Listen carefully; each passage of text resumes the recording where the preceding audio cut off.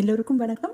Welcome to Fathima சமையல் vlogs. இன்னைக்கு நம்ம செய்யப்படுற ரெசிபி என்னன்னு பார்த்தீங்கன்னாக்கா, ஒரு ஏட்ட மீன் சொல்லுவாங்க, துண்டு மீனுன்னு சொல்லுவாங்க. சரிங்களா? இதை வச்சு தான் ஒரு குழம்பு செய்ய போகிறோம். அதுவும் அம்மியில் அரைச்சி விட்ட குழம்புங்க.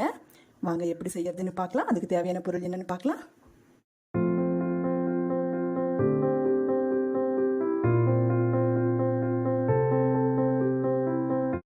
என் அன்பான உள்ளங்களுக்கு ஒரு சின்ன வேண்டுகோள். ஃபாத்திமா சமையல் விலாக்ஸை சப்ஸ்கிரைப் பண்ணலாம், சப்ஸ்கிரைப் பண்ணிக்கோங்க, லைக் பண்ணுங்கள், பெல் ஐக்கானை கிளிக் பண்ணிக்கோங்க. அப்போ தான் அடுத்தடுத்து போடுற வீடியோ வந்து உங்களுக்கு நோட்டிஃபிகேஷனாக வந்துகிட்டே இருக்கும். நீங்கள் கொடுக்குற ஒவ்வொரு சப்போர்ட்டும் தான் எங்களுக்கு உற்சாகத்தை கொடுக்குங்க. இப்போ வந்து நம்ம வந்து மீன் குழம்பு செய்யறதுக்கு என்ன தேவையான பொருள்னு பார்க்கலாம் வாங்க. பாருங்கள், 1 கிலோ அளவுக்கு வந்து மீன் வந்து நான் வந்து கழுவி வாஷ் பண்ணி வச்சுருக்கேங்க. நான் கொஞ்சம் லெமன் பிழிஞ்சு விட்டுருக்கேன்.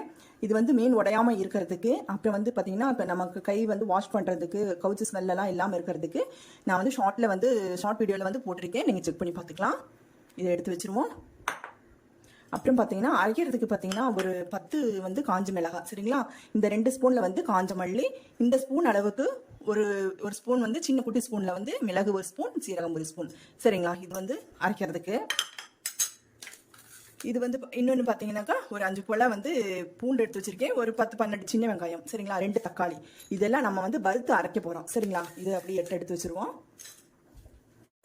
அடுத்து பார்த்தீங்கன்னா ஒரு சின்ன மூடியில் வந்து ஒரு அரை மூடிக்கு கொஞ்சம் கம்மியாக தான் எடுத்து வச்சுருக்கேன் தேங்காய். சரிங்களா? இது வந்து நீங்கள் உங்களுக்கு தேவைன்னா அதிகமாக கூட போட்டுக்கலாம். சரிங்களா? ஒன்றும் பிரச்சனை இல்லை.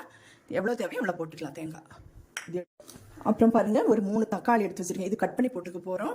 அப்புறம் சின்ன வெங்காயம் ஒரு 150 கிராம். சரிங்களா? அது வந்து பார்த்தீங்கன்னா நான் கட் பண்ணுறதில்ல, அப்படியே போட்டிருக்கேன். நான் இப்படியே முழுசாகவே போடலாம். ரொம்ப பெருசாக இருக்கிறத மட்டும் நான் வந்து கட் பண்ணி வச்சுட்டேன். ரெண்டா பூண்டு வந்து ஒரு 5-6 பூண்டு வந்து அதையும் கட் பண்ணி வச்சுருக்கிறேன். சரிங்களா? அப்புறம் கருவேப்பிலை, மல்லித்தலை இதெல்லாம் இதில் போடுறது தான். அப்புறம் வந்து புளி பாருங்கள், ஒரு லெமன் அளவுக்கு வந்து நான் வந்து ஊற வச்சுருக்கேன். ஒரு லெமன் அளவுக்கு ஊற வச்சு எடுத்து வச்சுருக்கேன். அப்புறமா ஊற்றிக்கலாம். இப்போ வந்து என்னென்னு பார்த்தீங்கன்னா, நம்ம வந்து அம்மிக்கல்ல தானே அரைக்க போகிறோம். அதுக்கு வந்து நம்ம வந்து மசாலா வந்து வறுத்து அரைக்க போகிறோம். சரிங்களா? வாங்க பார்க்கலாம். நம்ம அரைக்கிறதுக்கு உண்டான மசாலா வந்து வறுத்துக்கலாங்க. அதுக்கு கொஞ்சம் எண்ணெய் விட்டுக்குவோம்.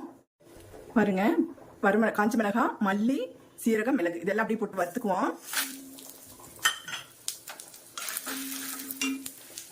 கூடவே 2 வெந்தயம். சரிங்களா? கொஞ்சம் போல வெந்தயம், அதையும் போட வேண்டாங்க, கசக்கும். இதையும் அது கூட போட்டுக்கலாம். பாருங்க, வறுத்தாச்சுங்க. ரொம்ப கருக வைக்க வேண்டாம். பாருங்க, இனி இதுக்கு கொஞ்சம் வறுபடுறதுக்கு இந்த வெங்காயம், பூண்டு, தக்காளி. சரிங்களா? இதை அப்படி போட்டுக்குவோம். இது போட்டு கொஞ்சம் ரோஸ்ட் பண்ணிக்கலாம். தக்காளி, வெங்காயம், பூண்டு வதங்கிடுச்சுங்க. அதுக்கு அடுத்தது தேங்காய் இது கூட போட்டுக்கலாம். லைட்டாக வறுத்தா போதும், ரொம்ப கருக விட வேண்டாங்க. இந்த நேரத்துக்கு உங்களுக்கு ஒன்று சொல்லிக்கிறேன், நான் அம்மியில் அரைக்கிறேன். உங்களுக்கு வந்து டைம் இல்லை அப்படின்னு நினச்சிங்கனாக்கா நீங்கள் வந்து இதுக்கு பதிலாக வந்து மிளகாய் தூள் போட்டுக்கலாம். சரிங்களா? இந்த காஞ்ச மிளகாய், மல்லிக்கு பதிலாக தூள் உங்களுக்கு தேவையான அளவு போட்டுக்கலாம். எல்லாமே இதே மாதிரி இதை வறுத்து விட்டுட்டு தூளையும் இதிலேயே போட்டு வதக்கி விட்டுட்டு நீங்கள் மிக்சியில் அரைச்சிக்கலாம். சரிங்களா? போதுங்க, ஆஃப் பண்ணிடலாம். பாருங்க, மீன் எல்லாம் வறுத்தாச்சுங்க. இப்போ வந்து மசாலா நான் வந்து சொன்னேன் இல்லைங்களா, அம்மியில் தான் அரைக்க போகிறேன்னு சொல்லிட்டு அம்மியில் தான் அரைக்க போகிறேன். எனக்கு இங்கே வச்சு பண்ணுறதுக்கு எனக்கு இது இல்லை. அதனால் உங்களுக்கு வந்து நான் அரைச்சிட்டு வந்து காமிக்கிறேன். சரிங்களா? நான் பேசிகிட்டே அரைக்கிறேன் பாருங்கள். இந்த நேரத்துக்கு உங்களுக்கு ஒன்று சொல்கிறேன், ஏற்கனவே சொன்னது தான். நான் இப்போ பார்த்தீங்கன்னா அம்மியில் எதுக்காக அரைக்கிறேன் அப்படின்னாக்கா, நமக்கு ஒரு எக்ஸசைஸ் மாதிரி தாங்க இது. ஏன்னா நம்ம நிறைய உடற்பயிற்சியெல்லாம் இல்லாதனால நமக்கு ஒவ்வொரு இது ஹெல்த் இஷ்யூஸ் வரும். அதனால நம்ம வந்து கண்கிட்ட பின்ன சூரிய நமஸ்காரம் சொல்லுவாங்க இல்லைங்களா? அதனால் நிறைய பேத்துக்கு பார்த்தீங்கன்னா அரைக்க டைம் இருக்காது இல்லையா? அவங்க வந்து மிக்சியில் அரைச்சிக்கோங்க. ஏன்னா வேலைக்கு போகிறவங்க இருப்பீங்க, சீக்கிரமாக செய்யணும் குழந்தைங்களுக்கு அப்படின்னாக்கா, செஞ்சு கொடுக்கணும். ஸ்கூல் போகிற பார்த்தீங்கன்னா, காலேஜ் போகிறவங்களுக்கு, வேலைக்கு போகிறவங்களுக்கு எல்லாம் இருக்கணும் அப்படின்னா அதுக்கு டைம் இருக்காது. அதுக்கு தகுந்த மாதிரி பண்ணிக்கோங்க. நான் காமிச்ச மாதிரி எல்லாமே ஒன்றாவே வறுத்துட்டு நீங்கள் மிக்சியில் போட்டு அரைச்சிக்கலாம். சரிங்களா? சரிங்க, இதை அரைச்சிட்டு வந்துட்டு நம்ம அடுத்தது அந்த தக்காளி, வெங்காயம்லாம் அரைச்சிக்கலாம். பாருங்க, பட்டு போல் மிளகா, மல்லி அரைச்சாச்சு. உடம்பு வெயிட்டு லாஸ் பண்ணுறவங்க, லாஸ் பண்ணணும்னு நினைக்கிறவங்க, கையெல்லாம் கொஞ்சம் குண்டாக இருக்கிறவங்க இந்த மாதிரிலாம் செய்யுங்க. ரொம்ப நல்லது. எனக்கே ரொம்ப நாள் ஆகிடுச்சு அம்மி பிடிச்சி, எனக்கே மூச்சு வாங்குது. எவ்வளோ வேர்வை வெளியேறுது தெரியுங்களா? அந்த மாதிரி நீங்களும் உங்களுக்கு டைம் இருந்தால் இந்த மாதிரி அம்மியில் அரைச்சி வச்சு செய்யுங்க. இதை எடுத்துகிட்டு அடுத்தது நம்ம அந்த தக்காளி, வெங்காயத்தை அரைச்சிக்குவோம். அடுத்து இதை அரைச்சிக்குவோங்க. அப்படியே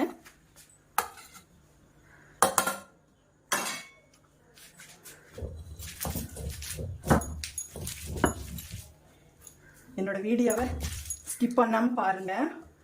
அப்போ தான் உங்களுக்கு வந்து ஒரு நல்ல நல்ல மெசேஜ், ஒரு டிப்ஸ் எல்லாம் நான் சொல்லுவேன் எனக்கு தெரிஞ்சதை. சரிங்களா? நானே வந்து அம்மிக்கல்லில் அரைக்காதவ இன்னைக்கு நான் அரைக்கிறேன் அப்படின்னா அதுக்கு காரணம் எல்லாமே உங்களால் தான். எனக்கும் வந்து உடம்புக்கு கொஞ்சம் நல்லது அப்படின்றதுக்காக தான் நானே பாருங்கள் எடுத்து போட்டிருக்கேன்.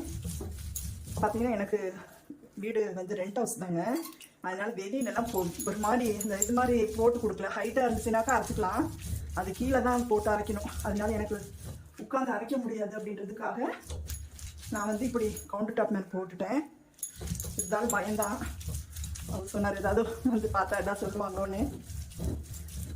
எனக்கு கிடைச்ச ஹவுஸ் ஓனரும் பரவாயில்லைங்க, ரொம்ப நல்லவங்க. அதனால எதுவும் சொல்ல மாட்டாங்கன்ற ஒரு தைரியம் தான். என்ன கல் உடஞ்சிருச்சுன்னா நம்ம போகும்போது அதே மாதிரி வாங்கி கொடுக்கணும், போட்டு கொடுக்கணும். இந்த அரைச்சி எடுத்துகிட்டு வந்துடலாங்க. பாருங்கள், தக்காளி வெங்காயம் பூண்டு இதெல்லாம் அரைச்சாச்சு. இது எடுத்துக்குவோம். பாருங்கள், எல்லாம் அம்மியில் அரைச்சி வச்சோம் இல்லைங்களா, அந்த மசாலா விழுதெல்லாம் பார்த்தீங்கன்னா இதில் போட்டுக்கலாம். இப்படியே ஒரு பாத்திரத்தில் போட்டுக்கலாம். சரிங்களா? ஏன்னா நம்ம தாளிக்க போகிறதில்ல. மசாலாலாம் நம்ம வந்து வறுத்துருக்கிறதுனால தாளிக்க வேண்டிய அவசியம் இல்லை. இது வந்து இந்த கரைச்சி வச்ச புளி தண்ணி. சரிங்களா? இதையும் ஊற்றிக்குவோம். அடுத்து பார்த்தீங்கன்னா கல் கழுவணும் இல்லைங்களா, அம்மிக்கல், அதில் அந்த தண்ணி இதையும் ஊற்றிக்கலாங்க. பார்த்தீங்களா அம்மி கழுவுன தண்ணி எப்படி இருக்கு. அடுத்து கொஞ்சம் உப்பு, அப்புறம் தேவையான அளவு தண்ணி ஊற்றிக்கலாங்க. தண்ணி ஊற்றி கலந்துடலாம்.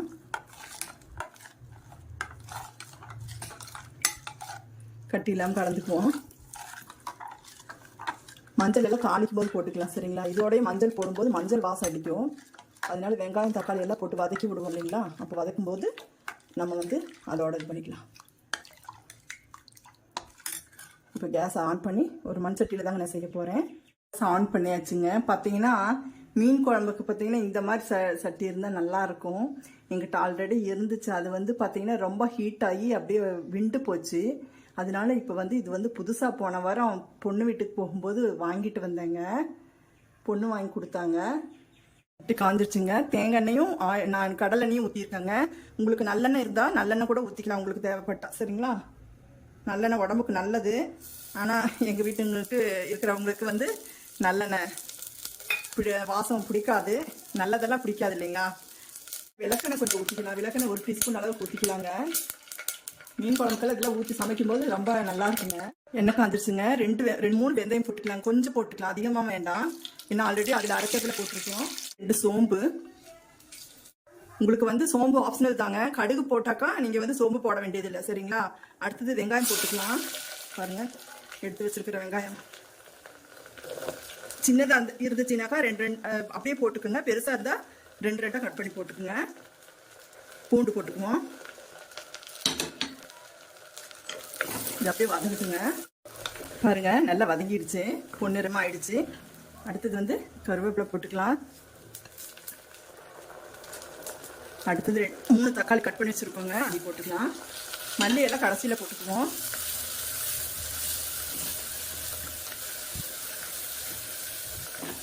நல்லா வதங்குட்டுங்க. பாருங்க, தக்காளி வெங்காயம் எல்லாம் நல்லா மசிஞ்சிருச்சுங்க. இந்த ஸ்டேஜில் வந்து நம்ம வந்து மஞ்சள் தூள் போட்டுக்கலாம். அவ்வளோதாங்க, எல்லாம் மசிஞ்சிருச்சு. இப்போ வந்து நம்ம என்ன கரைச்சி வச்சுருக்கோம் இல்லைங்களா, மசாலா தண்ணியெல்லாம் அதெல்லாம் வந்து ஊற்றிக்குவோம்.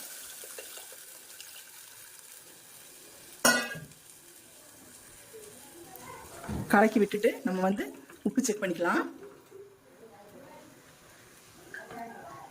கொஞ்சம் பத்தில் போட்டுக்குவோம். கொஞ்சம் உப்பு போட்டாச்சுங்க. இது அப்படியே கொதி வரட்டும். குழம்பு பாருங்கள் நல்லா கொதிக்குது. அடுப்பை வந்து நம்ம வந்து சிம் பண்ணிக்குவோம். சிம் பண்ணிவிட்டு மீனை வந்து போட்டுடலாம். சரிங்களா? ஒவ்வொரு பீஸாக எடுத்து போடுவோம். பாருங்க,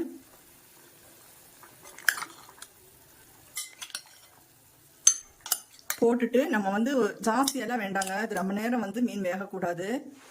ஒரு 5 மினிட்ஸ் இதில் வந்து வெந்தால் போதும். சரிங்களா? அவ்வளோதான்.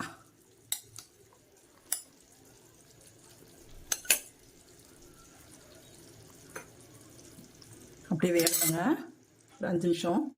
அவ்வளோதாங்க, மீன் குழம்பு ரெடி ஆயிடுச்சு. பாருங்கள், மணக்க மணக்க காரம் சாரமான அம்மியில் அரைச்சி வச்சு எந்த ஒரு பொடியும் சேர்க்காத நம்ம நேச்சுரலாக கையில் எல்லாமே அரைச்சி வச்சுருக்காங்க. அந்த மாதிரி வந்து ஒரு மணக்க மணக்க மீன் குழம்பு வச்சு எடுத்தாச்சுங்க. நீங்களும் இதே மாதிரி நீங்கள் வீட்டில் ட்ரை பண்ணுங்கள். ரொம்ப அருமையாக இருக்குங்க. உங்கள் வீட்டில் உங்கள் ஹஸ்பண்ட் வந்து இந்த மாதிரி செஞ்சு கொடுத்தீங்கன்னு வச்சுக்கோங்க, உங்கள் கைக்கு தங்க விலை வைர விலை எல்லாம் வாங்கி போடுவாருங்க. சரிங்களா? அப்புறம் வந்து என்னுடைய ரெசிபி பிடிச்சிருந்தா எனக்கு சப்ஸ்கிரைப் பண்ணுங்கள், சப்போர்ட் பண்ணுங்கள், பெல் ஐக்கானை கிளிக் பண்ணிக்கோங்க. அப்போ தான் அடுத்தடுத்து போடுற வீடியோ நோட்டிஃபிகேஷன் உங்களுக்கு வந்துகிட்டே இருக்கும். தேங்க்ஸ் ஃபார் வாட்சிங். எல்லாருக்கும் நன்றி, வணக்கம்.